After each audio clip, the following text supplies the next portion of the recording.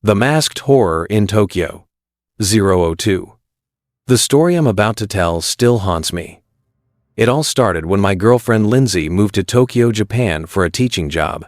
She had always dreamed of traveling, experiencing new cultures, and this was a golden opportunity for her. She taught English to Japanese students and seemed to enjoy it. But for me, it was different. The thought of her being alone in a foreign country gnawed at me day and night. I was worried sick, constantly battling the paranoia of something happening to her. "I can't wait for you to fly over," she said one night over our routine video call.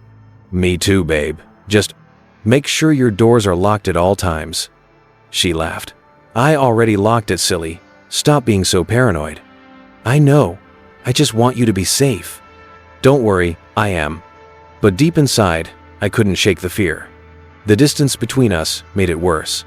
My anxiety spiraled so badly that my doctor prescribed an inhaler for when my breathing got out of control. I hated long-distance relationships, but I wanted to support her dreams. 056. I visited her whenever I could, especially during holidays when my work schedule was lighter. Tokyo was a culture shock at first, but I adapted. What mattered most was being with Lindsay. Every night, without fail, I made it a ritual to video call her at 3 a.m. my time, which was 5 p.m. in Japan right after she finished work. "You guys doing anything for Halloween?" I asked one evening. "Yep, Saki and I are going bar hopping." "That sounds nice. I wish I could be there." "We'll talk later. Saki's calling me." Knowing she had a roommate gave me some peace of mind. Still, I couldn't shake my unease. My friends often reassured me, telling me I was overthinking things. But then, something happened that changed everything. 2:40. One night, I received a message from a college friend. "Hey Craig, I know you're worried about Lindsay. You might want to check this link out." The link led to a forum titled, "Is Teaching Abroad in Japan Safe?" I hesitated but clicked. Most of the posts were positive people sharing great experiences. Then, one comment caught my eye. "If you're considering teaching in Japan, watch this video first." Attached was a low-quality video. Against my better judgment, I clicked it. My blood ran cold. The screen showed a woman suspended from the ceiling, bound in duct tape. A white mask covered her face with a single word written across it: dog. A man stepped into the frame, holding a machete. "What is your name?" he demanded. The woman sobbed. "Please, sir, just let me go." "What is your name?" "Kathy." "Wrong answer. Your name is Dog." Then he swung the machete. I slammed my laptop shut, my pulse hammering in my ears. Without thinking, I immediately video called Lindsay. It was past 3 a.m., our usual time, but she didn't answer. 4:37. I told myself she was probably asleep or out with Saki. To calm down, I scrolled through her Instagram. My stomach dropped. She had posted pictures from the Halloween festival, a lively, crowded street in Tokyo, filled with people in costume. Then, I saw it. In every picture, standing in the background, was a man. The same man. The mask was unmistakable. White, with dog, scrawled across it. He was always in the background. Staring. Watching. My phone rang. It was Lindsay. Relief washed over me as I answered until the screen loaded. 5:11. Lindsay and Saki were on the video call, but something was wrong. They wore white masks with the words DOG1 and DOG2 written on them. "Hey," I forced a laugh. "Why the hell are you guys wearing those?" "I want to play a game." A voice answered, deep, unfamiliar voice. Chills shot down my spine.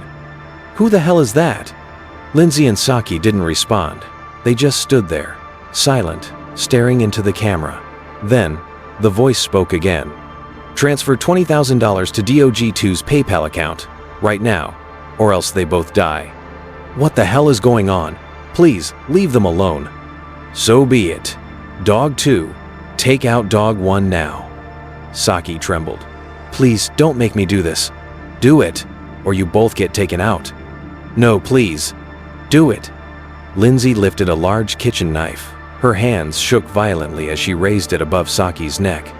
6:32. "Lindsay, no!" I screamed. "Stop!" But in one swift motion, she plunged the knife into Saki's throat. A sickening gargle filled the room as blood gushed down Saki's chest. Her body convulsed, gasping for her last breaths. I felt my own breath hitch. "Please stop this, I'm begging you. I'll do anything." The masked man stepped into frame. It was him, the man from the snuff film, the man from the Halloween photos. He grabbed Lindsay by the forehead, pulling her head back. His machete gleamed under the dim light. "Transfer the money, or else this DOG gets put down too." "I'm transferring it now," I screamed, scrambling for my phone. 704. My fingers fumbled as I wired the $20,000 to Lindsay's PayPal. Here, please let her go." The man tilted his head, as if considering. Then, the screen went black. I called. I called again. And again. No answer. I reported it to the authorities, but by the time they traced the call, Lindsay's apartment was empty. No signs of struggle, no blood, no Lindsay, no Saki. She was just gone. I never saw her again. 933 months passed, but the nightmares didn't stop. Every night, I saw her. Her muffled screams, the blood, the mask. I quit my job, barely functioned. Then, one day, while waiting in line at a gas station, I noticed a woman standing in front of me. She looked exactly like Lindsay. My heart pounded. "Lindsay?" She turned, her face blank. "I'm sorry," she said. "Do I know you?" Then, ever so faintly, I saw a white mask peeking from her purse, with the word DOG